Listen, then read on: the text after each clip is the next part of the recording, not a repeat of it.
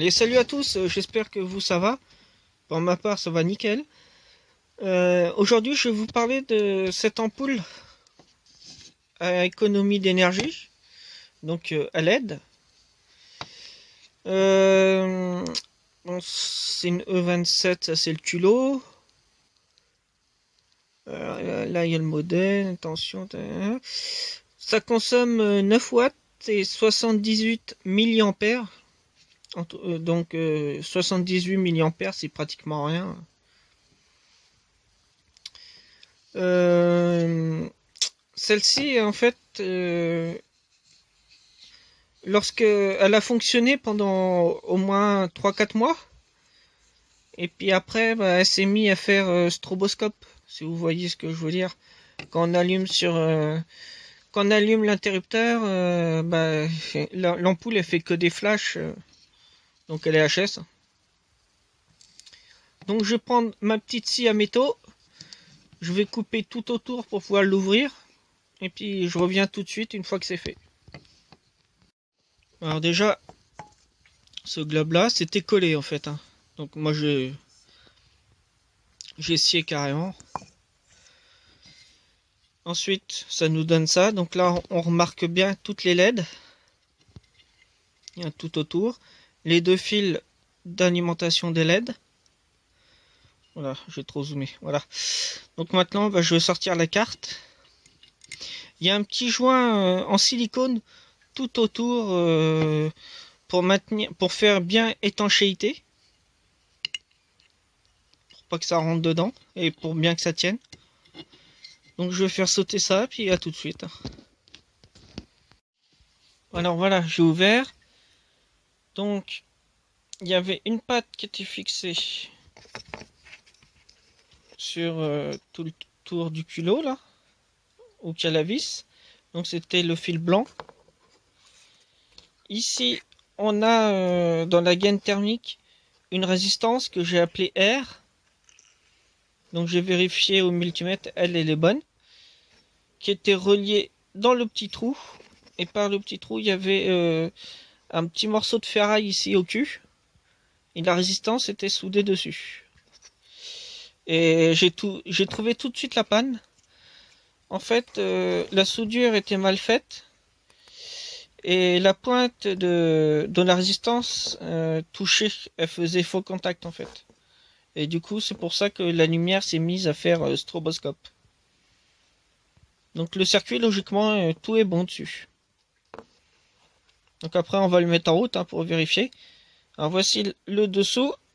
Donc on voit que c'est très classique, hein, il y a un pont de diode.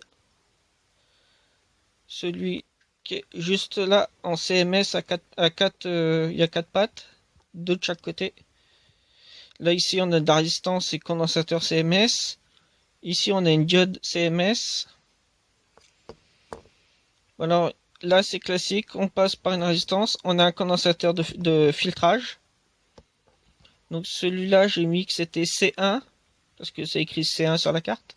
C'est un 220 nanofarad 400 volts. Ensuite on a une self de 3 millihenry. On va dire à peu près un demi-ampère que peut supporter cette self. Ensuite, on a le condensateur C2. Alors lui, c'est un... Alors je reprends parce que j'ai tout noté sur une feuille. C'est un 4,7 microfarad en 400 volts.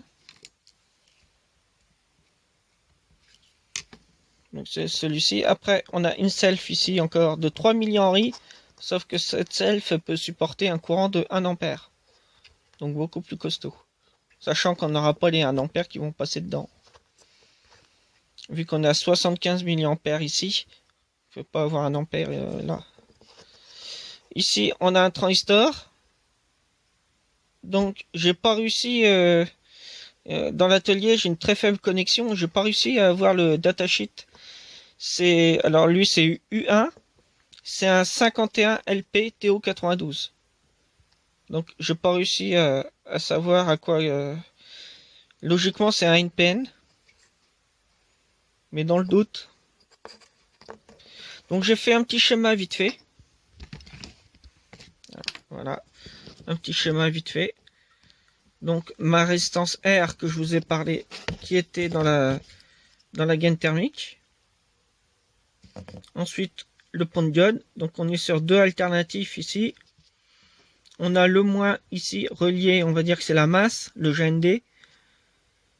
Ici on a un condensateur de filtrage C1, donc c'est le condensateur rouge qui est ici. Ensuite on a encore un filtrage avec une self et une résistance qui est en parallèle. Donc la self, c'est celle-là. La résistance, elle est en CMS, elle est en dessous. Vous voyez, c'est RS1, juste en parallèle de... Je sais pas si vous voyez bien. Juste en parallèle de la self. Donc ensuite, ici, on arrive directement sur le fil rouge, le plus qui alimente toutes les LED. Donc le plus, il est ici. Là, vous avez le moins. Donc le moins, c'est sur le fil bleu. Ici, on a une self. On a le transistor.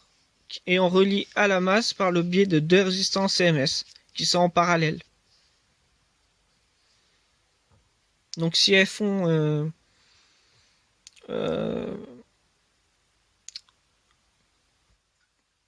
admettons que ce soit deux résistances de puissance, des grosses résistances qui fassent 10 ohms, et ben en parallèle, elles vont faire plus que 5 ohms. Par contre, si c'est des résistances de 1 watt chacune, et ben ça va faire une résistance de 2 watts. Parce qu'elles sont en parallèle. Donc là, je vois que j'ai oublié le petit point pour dire qu'il y a liaison. Alors ça, c'est une diode anti-retour. Parce que, bon, je veux pas faire un cours, mais dans la self T1, il reste plus ou moins un peu d'énergie. Donc ça retourne directement comme ça, c'est un cycle. Plutôt que de claquer le transistor U1. Alors eux, ils ont mis U1. Alors c'est peut-être dans les circuits intégrés qu'il faut chercher. Moi, j'ai cherché à transistor, mais bon. Pour la base, on a uniquement un condensateur, c'est le CS1. J'écris très mal. Donc j'ai noté les références ici. Qu'est-ce que c'est? Donc le pont de diode, c'est un MB. M comme Maurice, B comme Béatrice. Mauricette et Béatrice. 10, B. B comme Beyoncé. Donc ça peut supporter 1000 volts, 0,5 ampères, donc 500 milliampères quoi. Donc je répète, on n'arrive pas à 500 milliampères sur le pont de diode. C'est uniquement ce qu'il peut supporter au maximum. Ensuite, on a des résistances, donc en CMS. Je les ai mesurées avec un multimètre. Donc la RS1, elle se trouve ici. C'est une résistance de 5,6 ohms. Alors 0,805, ça c'est le boîtier. Donc j'espère que vous allez le voir parce que c'est pas facile. Alors, comment je peux faire? Ici, vous avez un gros condensateur qui est de couleur marron. Il est plus gros que les composants qui sont ici ou que j'ai mon doigt. Donc bien sûr, on voit que dalle. Voilà, là on voit plus ou moins. Donc ça c'est du 12,06, c'est le boîtier, il est plus grand. Et là vous avez des petits composants qui sont beaucoup plus petits, c'est du 0,805. Et on a encore plus petit. Hein. Il existe aussi de la 0,603, qui est encore beaucoup plus petite que la 0,805. Ensuite on a la RS2 qui est égale à la RS3, donc celle-ci. Elles sont en parallèle. Elles font 4,7 ohms chacune. RS4, alors là c'est pour un filtre. Donc C4, j'en étais où RS4, je veux dire 510 kOhm en 12,06. Donc celle-là elle est un peu plus grosse. Alors je veux pas dire de bêtises, mais il me semble que la résistance 12,06, elle doit faire un quart de watt. Donc bien sûr quand on arrive à 0,805, on est encore en dessous. Ensuite on a R, ah oui j'ai mis la R en dernière. Donc la 10 ohms 1,5 watt, c'est celle qui est sous la gaine thermique. Ensuite, on a un condensateur C1, c'est un 220 nanofarad 400 volts. Donc C1, je vous l'ai dit, il est ici. C'est le condensateur qui est rouge ou marron, ça dépend comment vous le voyez. Normalement, on doit voir la même chose, mais bon. Et je précise, il est marron. Ensuite, on a C2, donc ça c'est le petit chimique, 4,7 microfarad 400 volts. Ensuite, on a CS2, donc CS2, il est ici, en parallèle de la résistance et de la diode. Donc, c'est un 1 microfarad 12,06.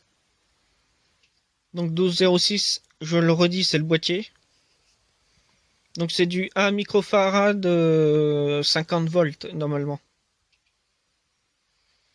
CS1 qui est ici, également 2,2 microfarad et un boîtier 0,8-0,5, donc beaucoup plus petit. Avec le condensateur, on a une impulsion sur la base. Ce qui commande le transistor U1 et qui permet de mettre le fil bleu, le relier pratiquement à la masse par le biais des deux résistances. Alors ça, c'est les petites LED. Donc j'ai voulu tester pour voir si elles étaient bonnes, tout ça. J'arrive à rien du tout. Et en fait, c'est parce qu'il faut une alimentation de... Alors je regarde sur la petite carte. C'est 94 volts pour pouvoir alimenter la carte. Oui, c'est écrit dessus en plus, j'avais même pas vu. 94 V. D'accord, bon bah. Et mon alimentation délivre que 30 volts maximum, donc c'est un peu normal. Bon alors maintenant je vais rebrancher les deux fils ici. Et ici on va envoyer une tension en alternative. Et bah pour voir si ça fonctionne très bien. Alors j'ai remonté les deux fils, je les ai rebranchés. Ici j'ai soudé deux fils. Donc un sur la résistance et un sur le fil blanc. Donc ensuite j'ai mis un fusible de protection qui va protéger le montage en cas de problème. Je vais utiliser un variac. Alors, vous voyez, je peux partir de 0. Alors là je le remets à 0. Donc il faut avec la petite flèche. Là je le tourne, j'atteins 50 volts AC. Là je suis à peu près à 60-70 volts. Donc j'ai relié l'input au 220 sur la prise électrique avec un interrupteur. Et là si j'allume, on voit les LED qui s'allument. Très faiblement, on est à 50 volts là. Donc je vais augmenter mon variac. Là c'est allumé et je suis à 87 volts. Alternatif. En AC. Voilà, elle s'éteigne. Donc je vais encore monter mon variac. Et là ce coup-ci, on voit bien que ça s'éclaire à 113 volts alternatif. Donc si je le mets à 220, ça va être pareil, les LED vont s'allumer. Je vais mettre un peu plus de jus. Et là, on va être à 141 volts. Et les LED s'allument. Et hop, elles s'éteignent, parce qu'il n'y a plus de jus. Donc ça confirme bien que l'ampoule fonctionnait encore. Et que c'était simplement le petit fil qui était dessoudé de l'ampoule à cet endroit-là. Et d'ailleurs, le bout de ferraille est tombé par terre et j'ai pas réussi à le retrouver. Donc si vous avez des questions, surtout n'hésitez pas. Vous pouvez les poser directement sous la vidéo ou bien nous retrouver sur le forum d'électronique. Alors sur ce forum-là, vous pouvez poster si vous avez un problème avec une panne sur un appareil, télé. Aujourd'hui, on a une personne qui a posé une question sur un ball trap sur la carte électronique qui est HS. Alors, vous voyez, ça change totalement de ce qu'on a l'habitude de voir. Alors ça peut être un ordinateur, n'importe quoi. Si vous avez également des questions sur la vidéo que vous venez de voir, vous pouvez aussi nous les poser sur le forum Triac Affaires. Donc je mettrai le lien dans la description, juste en dessous de la vidéo. Il y aura un lien pour accéder directement au forum. Alors, il y a un truc que j'aurais dû vous dire dès le début. Un truc, c'est pas très français. Un grand merci à tous ceux qui nous suivent, qui regardent nos vidéos régulièrement. Grand merci également à ceux qui nous découvrent. Et si vous aimez nos vidéos, n'hésitez pas à vous abonner sur le bouton rouge. Voilà. Voilà, je vous dis à la prochaine pour une nouvelle vidéo. Allez, bye bye.